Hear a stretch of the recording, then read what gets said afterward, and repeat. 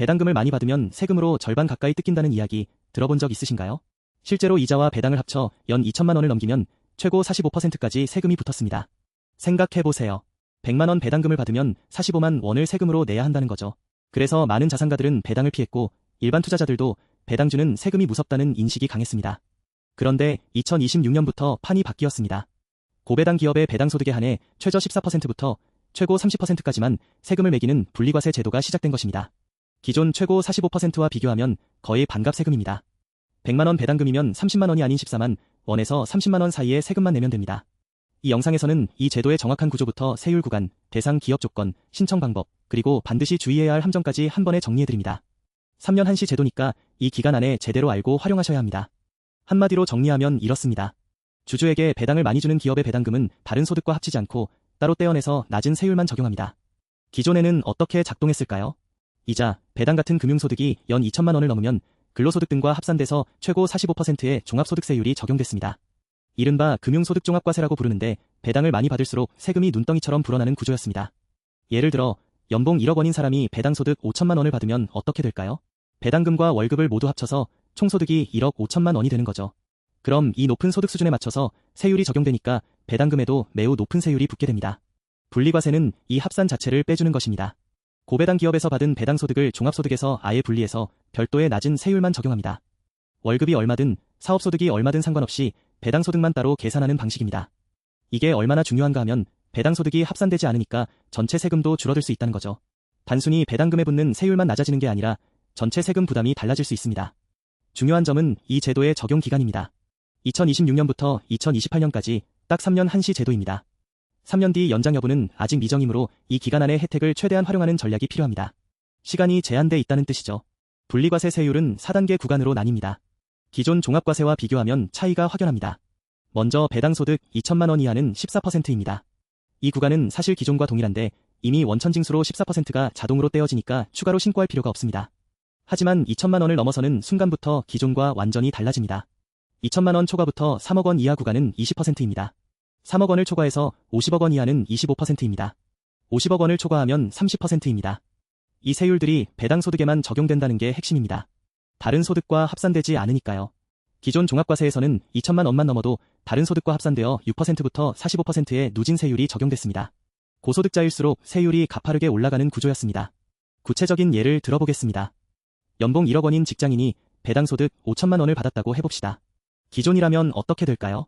배당소득 중 2천만 원은 14% 원천징수로 끝입니다. 그런데 나머지 3천만 원은 근로소득 1억 원과 합산됩니다. 총소득 1억 3천만 원에 해당하는 높은 세율, 즉 약 35%에서 38% 사이의 세율이 적용됩니다. 반면 분리과세를 선택하면 어떻게 될까요? 나머지 3천만 원에는 20%만 적용됩니다. 세금 차이가 수백만 원에 달합니다. 구체적으로 계산해보면 약 1,700만 원 정도 절세할 수 있습니다. 50억 원 초과 구간의 30% 세율도 기존 최고세율 45%와 비교하면 15%포인트가 낮습니다. 초고액 자산가에게는 수억 원 단위의 절세 효과가 생기는 셈입니다. 예를 들어 50억 원을 초과하는 배당소득이 있다면 기존에는 45% 세율로 약 22억 5천만 원을 내야 했습니다. 분리과세에서는 30% 세율로 약 15억 원만 내면 됩니다. 차이가 7억 5천만 원이죠. 모든 배당에 적용되는 것이 아닙니다. 아래 두 가지 조건을 모두 충족해야 합니다. 먼저 고배당 기업일 것이어야 합니다. 배당 성향이 40% 이상이거나 배당 성향이 25% 이상이면서 전년 대비 배당이 10% 이상 증가한 기업을 말합니다. 배당 성향이란 순이익 중 배당금으로 지급하는 비율입니다. 순이익 100억 원인 기업이 40억 원을 배당하면 배당 성향 40%입니다. 여기서 중요한 건 기업이 얼마나 이익을 많이 내는지가 아니라 번 이익 중 얼마를 주주에게 돌려주는지를 본다는 거죠. 이는 주주 친화적인 경영이라는 신호입니다. 두 번째 조건은 밸류업, 즉 기업가치 제고 계획을 공시해야 합니다. 고배당 요건을 충족하더라도 한국거래소의 기업가치 제고 계획을 공시해야 분리과세 혜택이 적용됩니다. 배당결의 다음 날까지 공시를 완료해야 하며 2026년 3월 3일 기준 이미 528개 상장사가 밸류업 계획을 공시했습니다. 올해는 제도 첫 해인 만큼 핵심 내용만 기재하는 약식 공시도 허용되고 있어 공시 기업 수는 계속 늘어나는 추세입니다. 밸류업 계획이란 구체적으로 뭘까요? 기업이 주주 가치를 높이기 위해 어떤 조치를 취할 것인지 공시하는 것입니다. 예를 들어 자사주 매입, 배당금 증가, 구조 개선 등이 포함될 수 있습니다. 정부가 이걸 요구하는 이유는 단순한 배당만으로는 안 되고 실제로 기업 가치를 높이기 위해 노력해야 한다는 취지입니다. 주의해야 할 제외 대상도 있습니다. ETF, 상장 지수펀드의 배당은 분리과세 혜택이 없습니다. 리츠, 부동산 투자 회사의 배당도 제외됩니다. 펀드 분배금, 해외 주식 배당도 마찬가지입니다. 부채 비율이 200%를 초과한 기업의 배당도 대상이 아닙니다. 이게 중요한 이유는 많은 사람들이 고배당 ETF에 투자하거든요. 고배당 ETF에 투자해서 분배금을 받아도 이 제도의 혜택은 전혀 없습니다. 세금 혜택을 노린다면 반드시 개별 상장 기업 주식을 직접 보유해야 합니다. 한국거래소 홈페이지에서 밸류업 공시 기업 목록을 확인할 수 있으니 꼭 확인해보세요.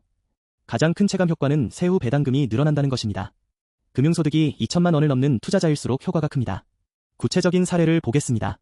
배당소득 1억 원, 근로소득 8천만 원인 경우입니다.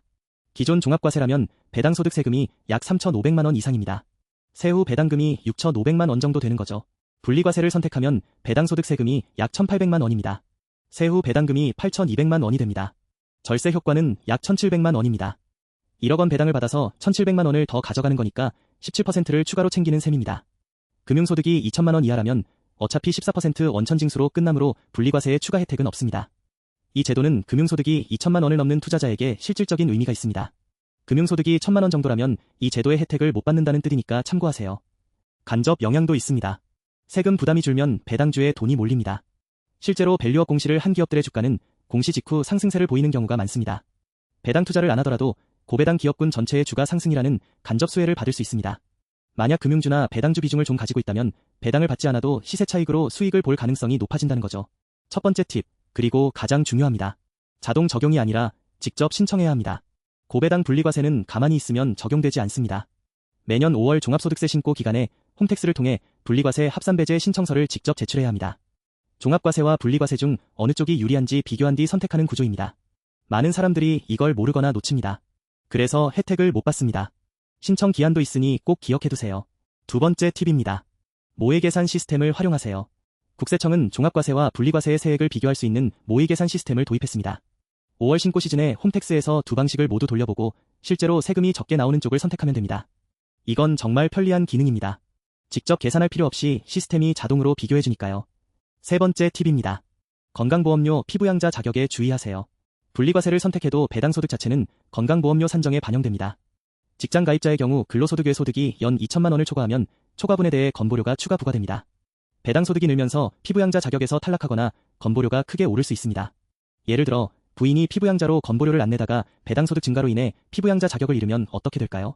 갑자기 건보료를 내야 하는데 월 20만 원 이상 나갈 수 있습니다. 연 240만 원인데 이게 절세 효과를 상쇄할 수 있습니다. 반드시 사전에 시뮬레이션해야 합니다. 네 번째 팁입니다. ISA 계좌와 병행 전략입니다. ISA, 개인종합자산관리계좌는 일정 한도까지 비과세 또는 9.9% 분리과세 혜택이 있습니다. 고배당 분리과세와 ISA를 함께 활용하면 절세 효과를 극대화할 수 있습니다. 다만 금융소득종합과세 대상자, 즉 연 금융소득 2천만 원 초과자는 ISA 가입 자격이 제한될 수 있습니다. 가입 요건을 먼저 확인해야 합니다. 다섯 번째, 그리고 마지막 팁입니다. 3년 한시 제도, 타이밍이 핵심입니다. 2026년부터 2028년까지의 배당분에만 적용되는 한시 제도입니다.